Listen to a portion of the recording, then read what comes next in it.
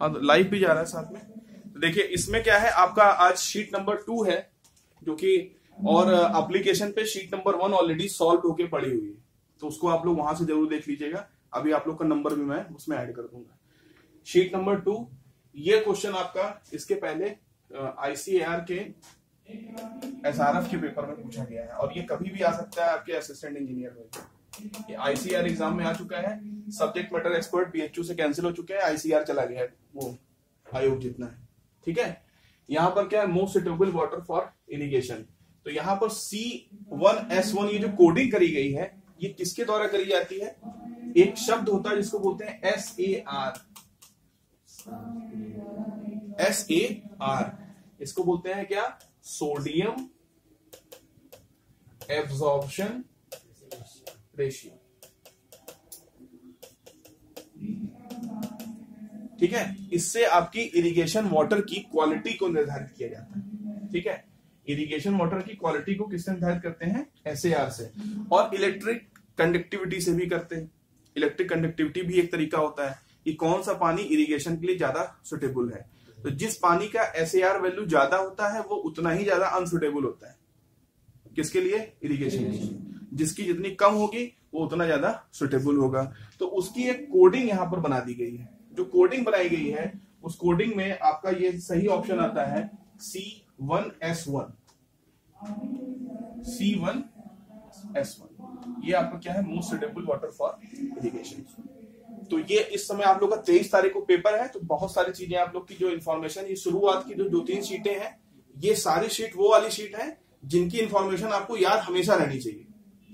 और आगे वाली जो इरिगेशन की 8 शीट टोटल है, तो शुरू की 4 शीटों की इन्फॉर्मेशन एनी टाइम याद रहे, और आगे की जो 4 शीट है वो कॉन्सेप्चुअल है। उसको पढ़ के कुछ ऑप्शन, 2 ऑप्शन में क्लैश होने लगेगा दोनों में से एक सही हो सकता है, तो उसमें से क्या करेंगे आप? सोच समझ के जवाब देंगे।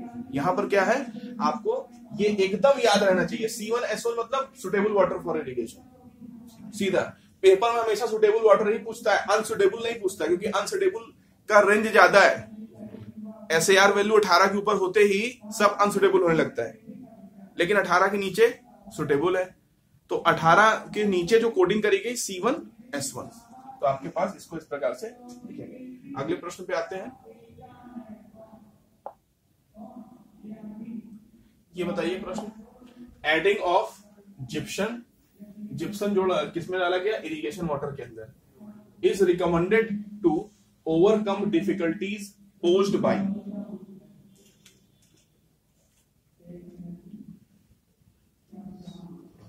जिप्सम, ये जो शब्द है ना जिप्सम,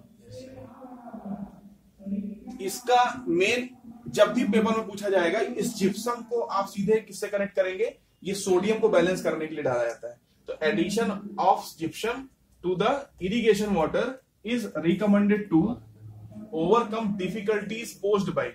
तो highly saline irrigation supplies containing high quantities of sodium. उसके बाद irrigation supplies containing heavy sediment. तो भाई जिसमें सेडिमेंट पहले से ज्यादा, कॉमन सेंस क्या है, ये तो ऐसे ही कैंसिल हो गया। जिप्सम डालोगे सेडिमेंट और बढ़ेगा, तो इसको तो ऐसे ही कैंसिल कर दो।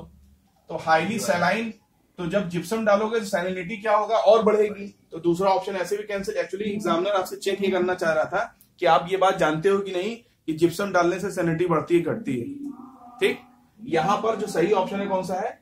High quantities of sodium. ये एक वन लाइनर के तौर पे आपको हमेशा याद रखना है। Gypsum is connected to high quantities of sodium. जब इरिगेशन वाटर में सोडियम की हाई क्वांटिटी हो जाती है तो क्या जोड़ देते हैं? क्या डाल देते हैं? जिप्सम डाल देते हैं। जिप्सम किसमें और इसमें डालते हैं? सीमेंट में। सीमेंट के बनाने में भी आप लोगों ने जिप्सम का शब्द पढ़ रखा है। ठीक है, आइए इसके आगे आते हैं तीसरे प्रश्न पे। ये समझ में आया ना? ठीक है,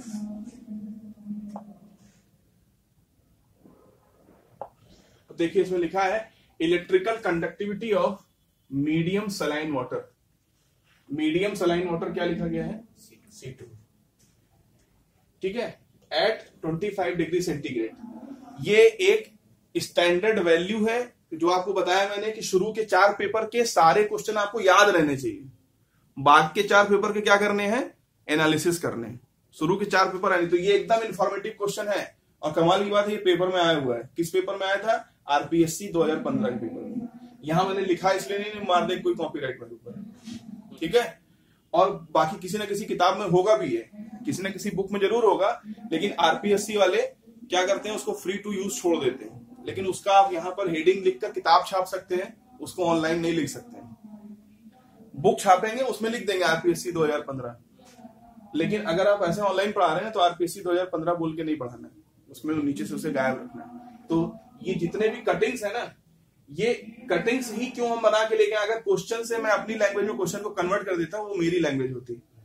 एग्जामिनेशन की जो लैंग्वेज है उस लैंग्वेज में ही पढ़ाई करिए। मेन चीज ये है, आपको ऑब्जेक्टिव की बहुत सारी बुक्स मिलेंगी, लेकिन उसमें क्या है ना, जो टीचर्स है जिनने बुक बनाई है उन्होंने अपनी लैंग्वेज इस्तेमाल कर दी, तो वैसा पेपर नहीं आता।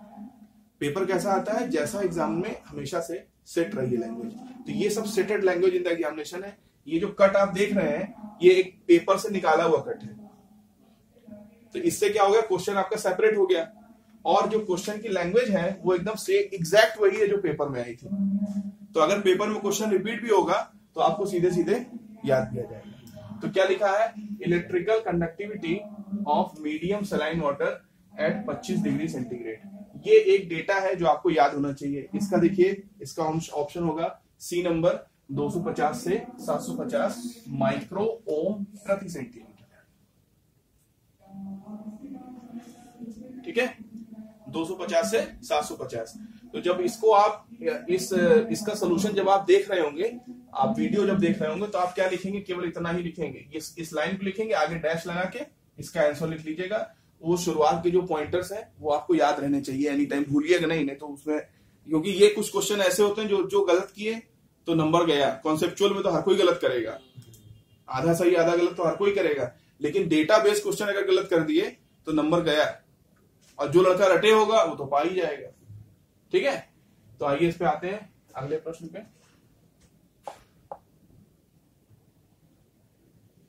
देखिए क्या है, sodium absorption ratio of irrigation water is 8, this water is called, medium sodium water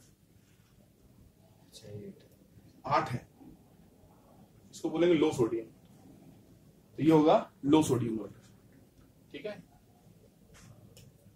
low sodium water. अब इसके 4 लिमिट होती है, वो चारों मैं आपको बता दे रहा हूं, स्पेसिफाइड है एक जगह पर, ठीक है। वो चारों मुझे तुरंत ऐसे खड़े खड़े नहीं याद है, मैं आप लोग को इस पर नोट करा दे रहा हूं सीधा। देखिए इसके ये एक किताब है सिविल इंजीनियरिंग के लड़कों की, और कई बार ये किताब अपने यहाँ जो एग्रीकल्चर इंजीनियरिंग के वो होते हैं टीचर्स प्रोफेसर होते हैं, इसका यूज करते हैं क्वेश्चन बनाने के लिए। एक आध बार मुझे पता चला तो मैंने इस किताब को कहीं मार्केट से खोज खाज के निकाला, बिकती नहीं है इधर, ये पंजाब में बिकती है ज्यादा, इधर नहीं बिकती है।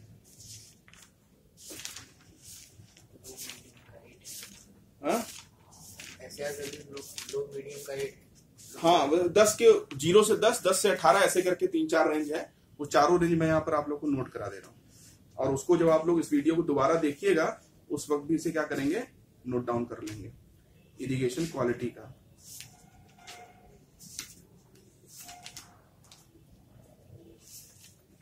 बाकी आप लोगों का जो बेसिक डिफिनेशंस हैं वो भी आपके ऑब्जेक्टिव के समय ही आपकी, और जब आप लोग जो क्लासरूम में बच्चे आ रहे हैं वो तो सारी चीज जान ही करेंगे, ठीक है। तो देखिए इसमें क्या है, 0 से 10 ये आपका है लो सोडियम, 10 से 18 ये बोला था ना 10 से 18 ये है मीडियम सोडियम वाटर, 18 से 26 ये आपका है हाई, और 26 से अधिक वेरी हाई, ग्रेटर देन 26 ये क्या हो जाएगा, वेरी हाई, ठीक है। तो ये आपके सोडियम के अलग अलग लेवल हो गए, और ये सारी चीजें किससे निर्धारित करी गई हैं, SAR के मान के आधार पर।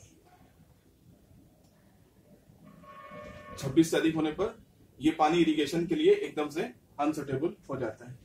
तो आपके पास सोडियम एब्जॉर्प्शन रेशियो 8 अगर है तो किस रेंज में आ रहा है, इस रेंज में। एक्चुअली एग्जामिनर आपसे यही जानना चाह रहा था कि आपको ये 0 से 10 वाली रेंज याद है कि नहीं याद है, ठीक है। तो इसीलिए इस प्रश्न को आपको डाला गया। आइए अगले प्रश्न पे आते हैं। अगला प्रश्न, ऑब्जेक्टिव वाले जो पेपर है ना उसको इतनी ही स्पीड से करना है क्योंकि क्वेश्चंस बहुत सारे हैं।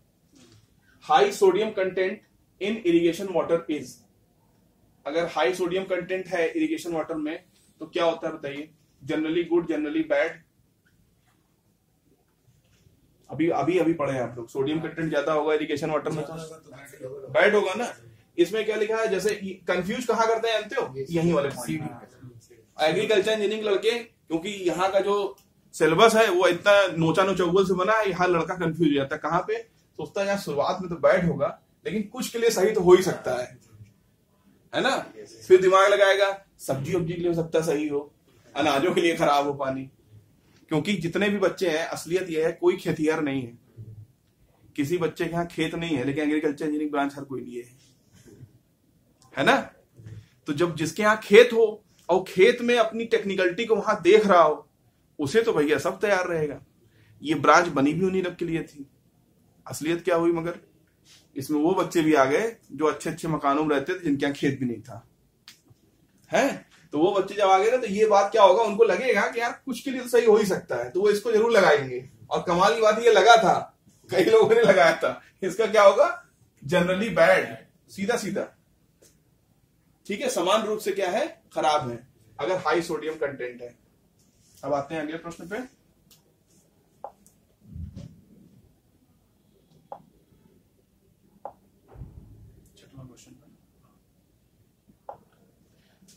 Salinity in irrigation water is measured by, अरे पीएच वैल्यू से नहीं करते हैं। देखिए दो इसमें दिया हुआ है, सैलिनिटी पूछा गया है, SAR है, दूसरा देखिए कौन सा है, इलेक्ट्रिकल कंडक्टिविटी, और तीसरा पीएच वैल्यू। पीएच वैल्यू तो एसिडिटी और बेसिडिटी जाता रहता है। SAR से सोडियम और सैलिनिटी किससे? इलेक्ट्रिकल कंडक्टिविटी, ठीक है। तो सैलिनिटी ऑफ इरिगेशन किससे चेक होती है? Electrical conductivity. ये एक वन लाइनर है जो कि आपकी क्वेश्चन में कन्वर्ट किया गया है। इसको एज इट इज हमेशा याद रहना चाहिए। शुरुआत के 4 टेस्ट के पेपर याद रहने चाहिए, तब आप आगे के जो कॉन्सेप्चुअल वाले पेपर हैं उनको आप क्या करोगे? ऑप्शन कैंसिलेशन के थ्रू 2 कैंसिल हो गए, 2 सही है, उनमें से एक छांट लिया, ऐसे करेंगे। तो आपके पास क्या हो गया? इलेक्ट्रिकल कंडक्टिविटी सैलिनिटी इन इरिगेशन वाटर को चेक करने के लिए इस्तेमाल करी जाती है। और इलेक्ट्रिकल कंडक्टिविटी हमेशा की तरह क्या हो गई कि कंडक्टिविटी का मतलब एक पॉइंट से दूसरे पॉइंट तक किस चीज का चलना? विद्युत धारा का चलना, इसी के थ्रू नापी जाएगी। तो कंडक्टिविटी जिसमें कम होगी उसमें रेजिस्टेंस ज्यादा होगा, और जिसमें कंडक्टिविटी ज्यादा होगी उसमें रेजिस्टेंस कम होगा। कंडक्टिविटी ज्यादा हमेशा उसी पानी के अंदर होगी जिसके अंदर बहुत सारी इम्प्योरिटी मिली हो, और जो प्योर वाटर होगा उतना ही कम उसके अंदर क्या होगा? कंडक्टिविटी होगी। तो कंडक्टिविटी के आधार पर हम कैटेगराइजेशन कर सकते हैं। इसलिए यहाँ पर सैलिनिटी को नापने के लिए किसका इस्तेमाल किए? Electrical conductivity. अब आते हैं छठवें के बाद 7वें प्रश्न पे। और एक को क्वेश्चन इसमें ऐसा नहीं है कहीं पूछा ना गया, ये जान लीजिए आप, एक भी सवाल ऐसा नहीं, हर जगह एक नया क्वेश्चन आया हुआ है। With the increase in supply irrigation water the yield of crops, increase in supplied irrigation water the yield of crop. अगर सब इरिगेशन वाटर की हम क्या करें? सप्लाई को लगातार बढ़ाते रहें, इंक्रीज करते रहें, तो यील्ड जो है आपकी फसलों की वो क्या हो जाएगी? डी होगा, डी होगा। ये क्वेश्चन ऑफ कॉमन सेंस है, ठीक है। ये क्या है? Question of common sense. Increase तो करेगी लेकिन लगातार सप्लाई लगाए रहोगे तो क्या हो जाएगी? खराब हो जाएगी, ठीक है। तो ये जनरली क्या है? क्वेश्चन ऑफ कॉमन सेंस था। इंक्रीज कॉन्टिन्यूसली नहीं होगा, डिक्रीज तो होना ही नहीं है, उसके बाद ये certain limit, then become constant तो होगा ही नहीं, ठीक है। तो ये आपका हो जाएगा ऑप्शन नंबर डी। ये क्वेश्चन ऑफ क्या था? Common sense. आइए अगले प्रश्न पे। चल तो हो गया। ये क्वेश्चन बताइए,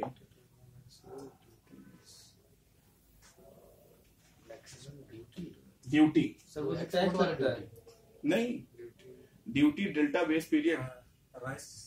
आपको बताया था हमने उसमें एक डेमो लेक्चर में तीनों का रिलेशन बताया था, ड्यूटी डेल्टा बेस पीरियड का।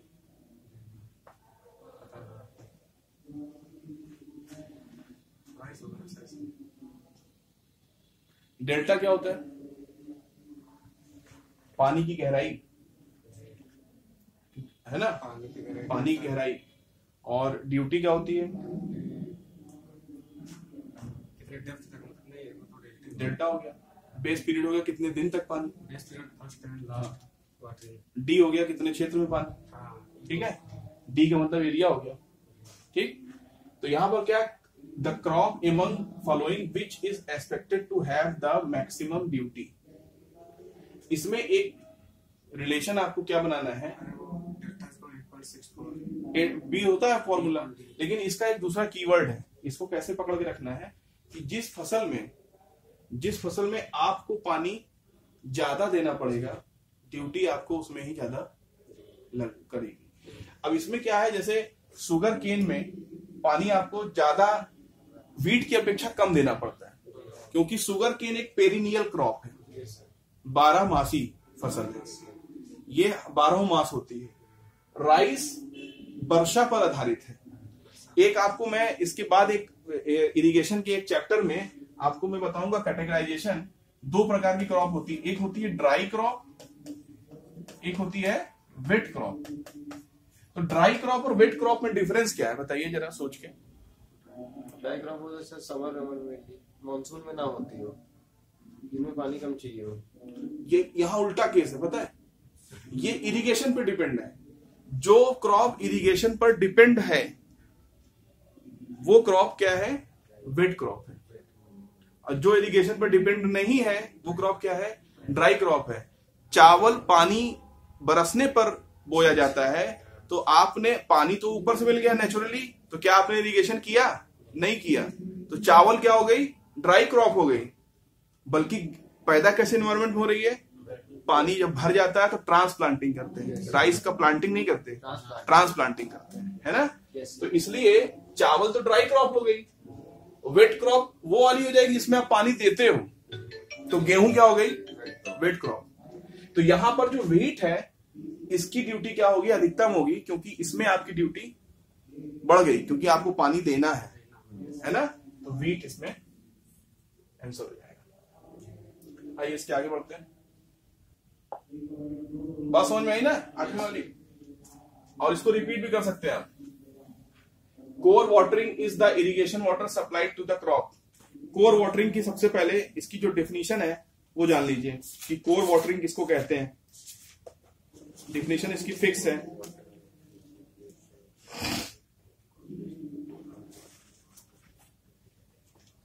फ्लावरिंग का सीजन होता है उस टाइम पे नहीं, ये होता है फर्स्ट वाटर आफ्टर सोइंग, ठीक है, फर्स्ट वाटर आफ्टर सोइंग। इसी कीवर्ड के साथ इसको याद रखिएगा। फसल को बोने के बाद प्रथम बार दिया गया पानी कोर वाटरिंग कहलाता है। तो इसमें देखिए ऑप्शन कहां पे पहुंच रहा है, आफ्टर हो जाएगा ना, तो आफ्टर पे पहुंचिए। हाँ, आफ्टर किसमें है, थर्ड वाले में। अबाउट 3 वीक्स आफ्टर सोइंग, ठीक है। एट द टाइम तो होगा नहीं, बिफोर हार्वेस्टिंग होगा नहीं, अबाउट 3 वीक्स आफ्टर सोइंग, क्योंकि ये क्या है, फर्स्ट वाटर आफ्टर सोइंग, ये इसका कीवर्ड है। अब इसमें ड्यूरेशन कई बार चेंज करेगा, 2 वीक्स 3 वीक्स 1 वीक कुछ भी लिख दे, लेकिन सोइंग के बाद है, तो क्या हो जाएगा, क्या बोलेंगे इसको, कोर वाटरिंग बोलेंगे, ठीक। ये आप लोगों ने माइकल ओझा की किताब में भी ये चीज लिखी है, लेकिन बहुत छोटी एक लाइन लिख खत्म कर दिया, वहां पे बहुत अच्छे से डिटेल में नहीं बताया। माइकल ओझा की बुक क्या है, एक प्रकार की ग्लोसरी है, 2 बुक में डिक्शनरी है पूरी, वो है ना, उसमें पूरी चीजें कंप्लीट है। वो दोनों किताब कोई रट ले, आंख बंद करके एक एक कोना रटा हो, जब जहां से पूछ लो सब बता दे, तो वो भी कर लेगा पेपर, ऐसा नहीं है। लेकिन वो किताब रटती ही नहीं किसी को, वो ऐसी लिखी है कि रट नहीं पाएगी कभी। और आजकल तो उसमें एक आधा ऑब्जेक्टिव भी ऐड कर दिया, ऑब्जेक्टिव चैप्टर्स भी ऐड कर दिया छोटा छोटा। The duty of irrigation water of A given crop is maximum. ये कब मैक्सिमम होगी, देखिए ऑप्शंस और कॉमन सेंस से जवाब दीजिए। Duty of irrigation water,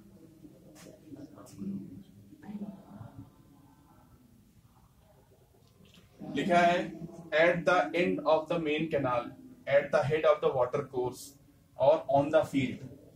irrigation का कोई भी चीज आपको पढ़ाई बिना मैं आपको ये चीज बता रहा हूं, ये थोड़ी गलती है मेरी, लेकिन ऐसा नहीं है कि जो लड़के ऑब्जेक्टिव डायरेक्ट पढ़ रहे हैं ऑनलाइन वो सारे स्टूडेंट्स कुछ ना कुछ जानते हैं पहले से। तो आप लोग जब इरिगेशन का जब कुछ स्टडी कर लेंगे तो ये चीजें आपको और आसान लगेगी। अब ये कैसे होता है इसको आप एक बेसिक ओवरव्यू आपको बता दे रहा हूं। यहाँ वाटर कोर्स का मतलब होता है जहां से नहर चालू हो रही है। जैसे मान लीजिए ये एक रिजर्वायर है, यहां से नहर चालू हुई, ये हो गई मेन कैनाल। उसके बाद ये हो गई इसकी मेजर डिस्ट्रीब्यूटरी, ये हो गई मेन, ये हो गई मेजर डिस्ट्रीब्यूटरी।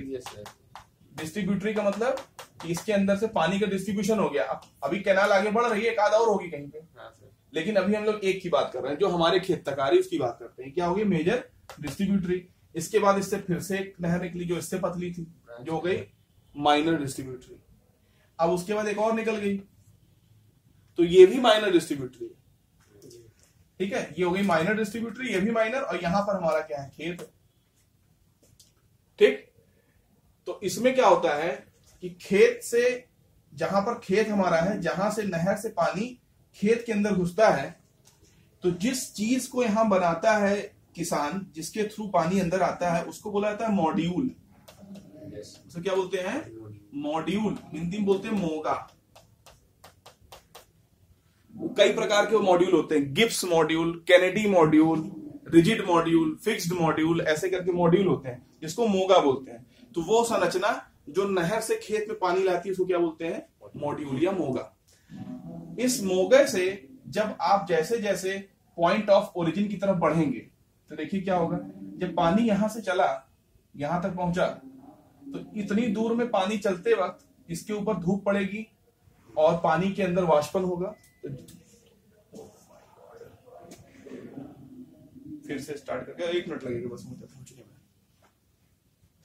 1 मिनट, बस 1 मिनट।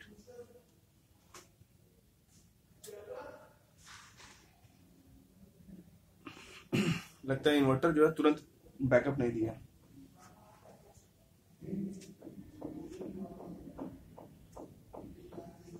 बात तो करते ही रहे। तो ये जो आपकी वाटर कोर्स मतलब रिजर्वायर से जब आपकी नहर चली तो मेन कैनाल तक पहुंची। मेन कैनाल में जब ये अगले डिस्ट्रीब्यूटर तक पहुंच रही है तो वहां के बीच में जो डिस्टेंस ट्रेवल हुई उसके दौरान क्या हो गया? कुछ इवापोरेशन से लॉस हो गया। ठीक है, तो जो लॉस हुआ, अगर मान लीजिए वहां से चलने वाला पानी 1 मीटर क्यूब पर सेकेंड था, तो 10% लॉस के साथ जब यहां पहुंचा तो 0.9 मीटर क्यूब पर सेकेंड हो गया। फिर अगले पॉइंट तक पहुंचेगा तो और कम हो जाएगा। ठीक है, तो अगले पॉइंट तक पहुंचेगा तो और कम हो जाएगा। तो देखिए बता रहा हूं इसका मेन कॉन्सेप्ट क्या है।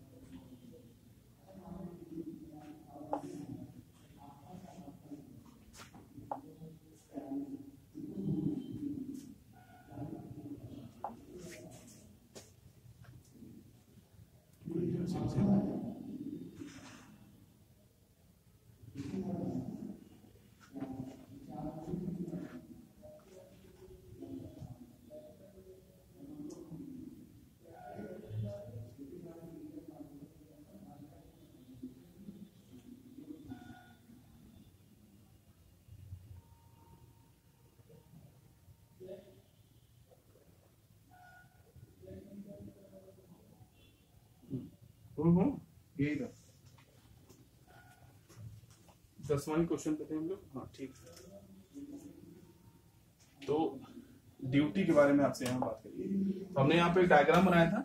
यहाँ पर क्या था? आपका वाटर कोर्स था, जो रिजर्वायर था, रिजर्वायर से मेन कैनाल से पहली वाली मेजर डिस्ट्रीब्यूटरी, माइनर डिस्ट्रीब्यूटरी, फिर एक और माइनर, फिर यहाँ पर फील्ड से मिला था पानी जो बाहर निकला, क्या बोलेंगे उसे? मोगा या मॉड्यूल। जब रिजर्वायर से पानी चलेगा तो यहां तक आते में कुछ क्या होगा? इवेपोरेशन लॉस होगा। करीब 10% का इवेपोरेशन लॉस हो जाता है। इसी हिसाब से हम लोग अपनी डिस्ट्रीब्यूटरी को डिजाइन भी करते हैं। फिर यहां से चलेगा, फिर से कुछ लॉस होगा पानी में। तो जितना पानी यहां से चला, मान लीजिए यहां से 1 मीटर क्यूब पर सेकेंड पानी चला, मतलब इस पॉइंट से जो पानी आगे बढ़ रहा है 1 सेकेंड में 1 मीटर क्यूब, मतलब 1 सेकेंड में 1000 लीटर, इतना पानी आगे बढ़ रहा है। 10% लॉस का मतलब यहाँ कितना हो गया? 90, मतलब 900 मीटर क्यूब पर सेकेंड, मतलब 900 लीटर हो गया है। फिर से 10% लॉस हुआ तो 810 हो गया।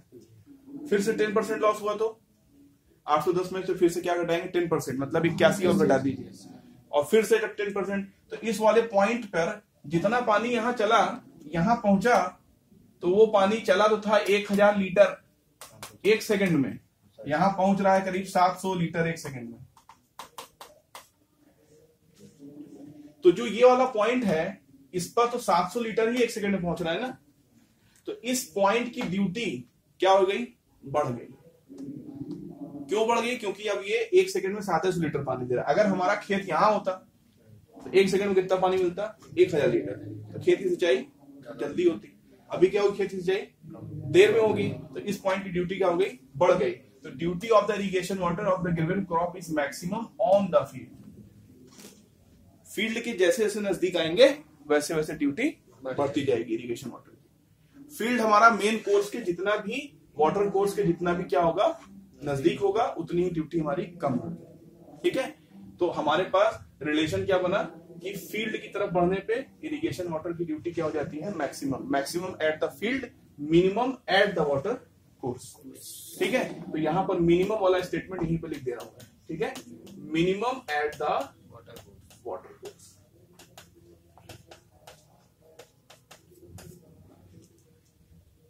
अब आइए इसके आगे 11वां क्वेश्चन।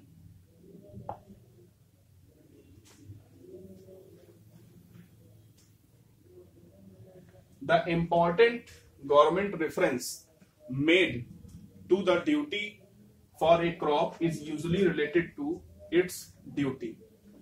जो गवर्नमेंट रेफरेंस है, मतलब गवर्नमेंट का जो टैक्स जाता है वो किसके आधार पे बनता है। The important government reference made to the duty for a crop is usually related to its duty. जब किसानों को पानी दिया जाता है, इसके पहले वाला ऑब्जेक्टिव सीरीज जब आप देखेंगे, वीडियो आप लोग को नाम डालते ही उसमें आपको दिखाएगा, 2 सिस्टम होते हैं, एक बोलते हैं वाराबंदी और एक को बोलते हैं ओसराबंदी। वारबंदी, ओसराबंदी, ये गांव की चकबंदी में होते हैं। वो जो सिस्टम होता है कि किस इंसान के पास, किस किसान के पास कितना खेत है, इसके आधार पे उनको इरिगेशन वाटर का हमें क्या करना है, डिस्ट्रीब्यूशन करना है। और जिसके पास जितना खेत होगा वो उतना ही पानी इस्तेमाल करेगा, तो इरिगेशन वाटर का टैक्स भी वो उसी हिसाब से देगा। ठीक, और इरिगेशन टैक्स शेरशाह सूरी के समय से ही चालू हुआ था, सिंचाई की संरचना उसने चालू करी थी।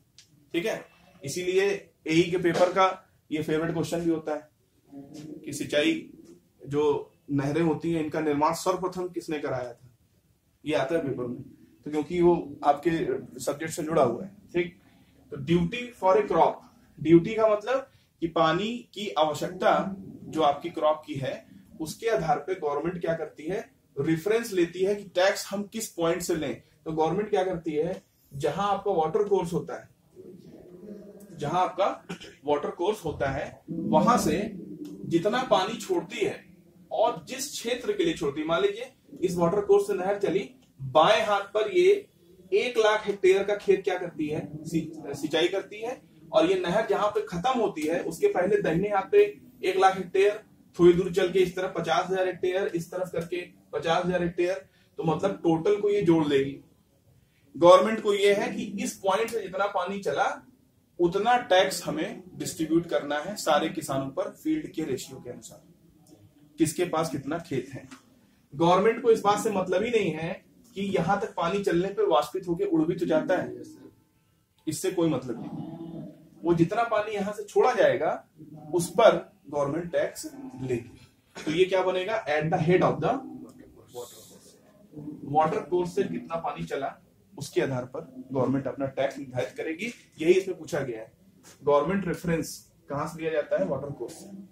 ठीक, बहुत पुराना क्वेश्चन था ये, मतलब कि समझ लीजिए 86-90 के समय पूछा जाता था, लेकिन बहुत दिनों से आया नहीं, लेकिन आ भी सकता है, कभी भी आ सकता है वो भी।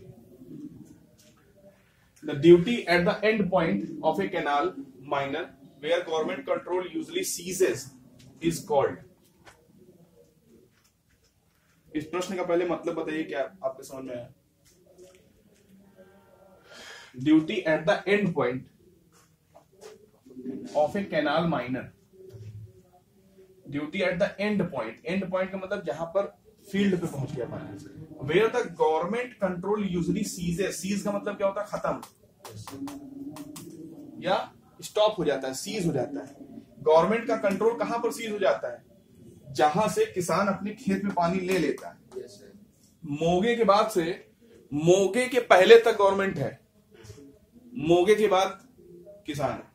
मोगा कौन बनवाएगा, किसान बनवाएगा। जो किसान मोगा बनवा लेगा वो खुश रहेगा, जो नहीं बनवाएगा वो नहर के अंदर ही क्या करेगा, इसे खुदाई करके अपने खेत में पानी लेता बस। तो वो खुला मोगा है, ओपन है। और जो अच्छे किसान होते हैं वो एक फिक्स मॉड्यूल बनवा लेते हैं, एक परमानेंट संरचना बनवा लेते हैं पानी अपने खेत में डालने के लिए, ठीक है। तो उसको क्या बोलते हैं, मोगा बोला जाता है। तो गवर्नमेंट का कंट्रोल सीज हो जाता है कहां पर, जब ये फील्ड की बात करी जाती है। तो क्या होगा, duty, sorry, the duty at the end point of canal winder is called, इसको कहते क्या है, तो इसको बोलते हैं आउटलेट ड्यूटी, क्योंकि आउटलेट होता है उस पॉइंट से। अभी तक वाटर कोर्स से पानी चला मेजर कैनाल, फिर माइनर कैनाल, सॉरी कैनाल, फिर ये मेजर डिस्ट्रीब्यूटरी, माइनर डिस्ट्रीब्यूटरी, उसके बाद खेत में पहुंचा। तो यहां पर जो आपका है ये पॉइंट पर क्या हो गया, इसका आउटलेट हो गया। फील्ड के पहले जितनी भी पॉइंट है वो आउटलेट नहीं है, क्योंकि यहां से तो पानी चल ही रहा है ना। जब तक फील्ड पे नहीं पहुंचेगा तब तक आउटलेट नहीं बोला जाएगा। तो उसका शब्दावली क्या है, उसकी आउटलेट ड्यूटी, ठीक है। ये आउटलेट ड्यूटी की एक प्रकार की डेफिनेशन भी है, the duty of the end point of a canal minor where government control usually ceases. Government का कंट्रोल खत्म कहां पर होता है, जहां से क्या मिलती है, आउटलेट ड्यूटी मिलती है, या वहां पर क्या होता है, मोगा होता है, या वहां पर क्या होगा, मोगा या मॉड्यूल, मॉड्यूल या मोगा जिस जगह होगा उस जगह। 13वें क्वेश्चन पे आते हैं, द फर्स्ट इंपॉर्टेंट वाटरिंग। जबरदस्त क्वेश्चन, रिपीटेड क्वेश्चन। फर्स्ट नहीं, first important watering of the crop. लेवा, लेवा, लेवा भी तो करते सबसे पहले। पलेवा, एक मिनट, उसकी डिफिनेशन में आप लोग को, इसमें आपकी पलेवा की भी हम डिफिनेशन इसी वक्त यहाँ पे नोट करा दे रहे हैं। Correct definition, accurate definition, examination वाली डिफिनेशन, आपको इधर उधर डिफिनेशन नहीं लिखनी है।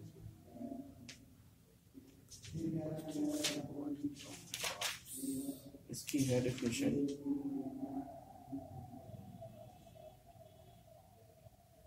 पैडियो वर्ड है ना, हाँ ठीक है। एक्चुअली क्या है ना, ये वर्ड आपका कई एग्जाम, कई किताबों में PELEO भी लिखा है और कहीं पर PALEO भी लिखा है, ठीक है। और गांव बोलते हैं इसको पलेवा, है ना। तो ये क्या होता है, सीड बेड प्रिपरेशन के लिए जो सिंचाई करी जाती है उसको क्या बोलते हैं, पलेवा सिंचाई, ठीक है। तो इसका जो कीवर्ड है जो पेपर में आता है उसको क्या बोलते हैं, irrigation for seed bed preparation. जब आप लोग इस ऑब्जेक्टिव के वीडियो को देख रहे होंगे तो आपकी कॉपी में से नोट करेंगे, irrigation for seed bed preparation, sorry seed bed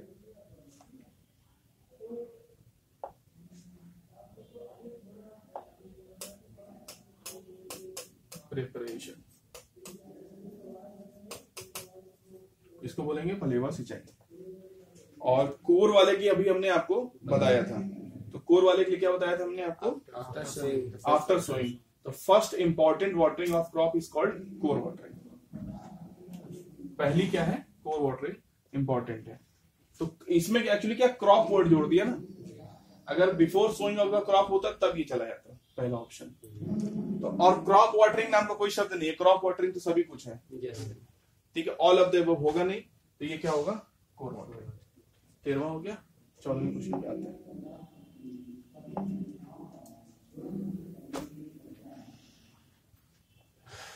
crop sequence can not serve any useful purpose in the crop rotation is. Crop, कौन सी क्रॉप रोटेशन इसमें फालतू की दी गई है, बताइए इसको।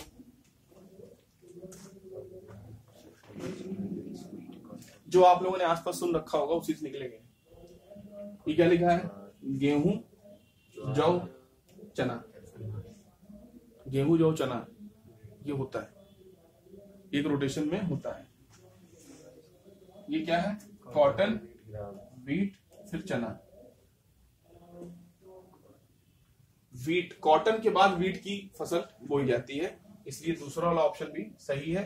और वीट के बाद चना आता है, तो यहाँ पर देखिए वीट के बाद चना है ना, तो इसलिए ये वाला सही, क्योंकि गेहूं के बाद चने का सीजन है, गेहूं के बाद चने का सीजन है। ठीक है, ये एक्चुअली रबी खरीफ से है, लेकिन यहाँ पर ये तीनों ऑप्शन में दे दिए गए हैं जो आज तक पेपर में पूछा गया है। डी वाला गलत है। डी वाला गलत है। वीट के बाद कॉटन नहीं आएगा, वीट के बाद कॉटन नहीं आएगा, कॉटन के बाद वीट आएगा, लेकिन वीट के बाद कॉटन नहीं आएगा। डी ऑप्शन यहाँ पर गलत है। बाकी ये जो तीन है ना, ये आपसे इंटरव्यू में बहुत पूछे जाते हैं, ये तीन, कि आपके उत्तर प्रदेश में, वैसे कॉटन की खेती बहुत कम होती है, यहाँ होती ही नहीं है ऐसा, उत्तर प्रदेश में जो क्रॉप साइकिल चलते हैं कौन कौन से हैं, तो आप ये 2 क्रॉप साइकिल बता देंगे ना तो आपका काम बन जाएगा। क्या है? वीट, ज्वार और चना, और यहाँ पर क्या है? राइस, चना, फिर से राइस। तो जो हमारे चावल वाले क्षेत्र है वहां पर आपके राइस के बाद चना, फिर से राइस आपको पैदा होता है। आते हैं इसके बाद 15वें क्वेश्चन पे। ये क्वेश्चन एकदम आप लोग का एनी टाइम याद रहना चाहिए, क्योंकि चावल की खेती जहां जहां पर ज्यादा होती है ना, अपने यूपी में तो होती ही है, तो वहां के लिए क्वेश्चन एकदम पेट हिसाब, इसका 19 सेंटीमीटर इसका डेटा, ये डेटा हमेशा ये डेटा वाले क्वेश्चन एनी टाइम याद रहना चाहिए। हाँ एकदम सही, 19 सेंटीमीटर। ऑप्टिमम डेप्थ क्या पूछा गया है? Optimum depth of pore watering for rice क्या है? ये 19 सेंटीमीटर, 190 mm। ठीक, चलिए तो अभी हम लोग इस सीरीज में आपके 40 हैं, अभी तक हम लोग 15 तक पहुंचे हैं। इसके आगे कल की क्लास में, परसों की क्लास में ऐड करें, परसों से आइएगा, ठीक है? कल की क्लास में, कल थोड़ा गैप रहेगा। तो 15 क्वेश्चन हो गए, और अगर इसके आगे इसकी सॉल्व करके मैं शाम को अगर ऐड करूंगा तो वो स्क्रीन रिकॉर्डर से ऐड रहेगा, लेकिन वो आपके उस पर क्लास प्लस लाइट पे ऐड रहेगा। तो जब आप लोग का नंबर डाल दूंगा तो आप लोग का भी उसमें शो करने लगेगा। मैक्सिमम लड़कों का वैसे नंबर उसी पे डाल रहा हूँ। तो ये आप लोग को यहां तक समझ में आया ना? तो ऑब्जेक्टिव की संख्या बहुत ज्यादा है। शुरुआत तो आपने बताया कि शुरुआत के 4 पेपर आपको कैसे चल रहे हैं? रटना है, क्योंकि ये डेटा है, डेटे में दिमाग नहीं लगाना है। दिमाग कहाँ लगाना है? कॉन्सेप्ट में। जब कॉन्सेप्ट आएगा ना, जैसे एक डायग्राम है, एकदम कई लोगों को ये डायग्राम नहीं तैयार रहता, ये डायग्राम तैयार रखिए हमेशा। ऐसे करके है, यहाँ पर है फील्ड कैपेसिटी, यहाँ पर है मेल्टिंग पॉइंट, और ऐसे करके इरिगेशन का ऐसे डायग्राम एक होता है। यहाँ पर एक लाइन बनती है, इसको बोलते हैं अवेलेबल मॉइस्चर, यहां से यहां तक, और इतने एरिया को बोला जाता है RAM, रेडिली अवेलेबल मॉइस्चर। ठीक है, इसको बोलते हैं, यहां से यहां तक बोला जाता है ऑप्टिमम मॉइस्चर कंटेंट। ये जो डायग्राम है ना, ये डायग्राम जिसको समझ में आ गया वो समझ लीजिए कि कम से कम नहीं होगा तो 50-60 ऑब्जेक्टिव क्वेश्चन एक साथ उसके समझ में आ गए। ये ऐसा डायग्राम है। तो ये आगे वाले जो हमारे वो है क्वेश्चन वाले पैटर्न की जो आगे की शीट्स हैं, उनमें ये सब आएगा डायग्राम वाले क्वेश्चन। तो आपकी कॉन्सेप्ट पूरे तैयार रहने चाहिए, ताकि पेपर आपको कहीं से भी कितना भी पूछ ले, आपका काम क्या हो जाए? कंप्लीट हो जाए। ठीक है, चलिए अभी हम लोग 15 तक पहुंचे हैं। 15 के आगे 40 तक हम जितने भी क्वेश्चंस होंगे, अगर उसमें आपके स्क्रीन रिकॉर्डर के वीडियो में रात में ऐड करेंगे 9 से 10 के बीच में, तो फिर आप लोग उसकी नोटिस आपको मिल जाएगी। ठीक है, चलिए, थैंक यू।